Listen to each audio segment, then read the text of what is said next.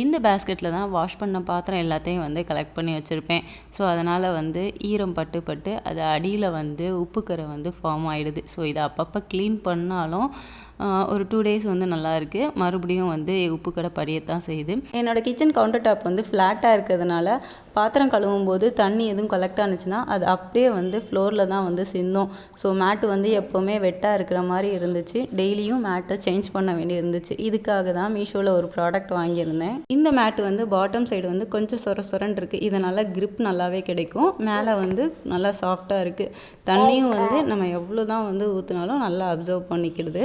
முன்னாடியெல்லாம் பாத்திரம் வாஷ் பண்ணும்போது பேஸ்கெட்லேருந்து வர்ற எக்ஸஸ் வாட்டர் எல்லாமே வந்து கவுண்டர் டாப்பு அப்புறம் ஃப்ளோர்னு எல்லா இடத்துலையுமே வந்து ஈரமாக்கி விட்டுரும். இனி அந்த ப்ராப்ளம் எனக்கு இல்லை தான். எக்ஸஸ் வாட்டர் எல்லாத்தையும் வந்து நல்லா அப்சர்வ் பண்ணிக்கிறதுனால சரௌண்டிங்ஸ் எதுவுமே வந்து ஈரம் ஆகலை. என்னோடய ட்ரெஸ்ஸும் வந்து இன்றைக்கி வெட் ஆகலை. ஸோ எனக்கு ரொம்பவே யூஸ்ஃபுல்லான ப்ராடக்ட். See you, bye.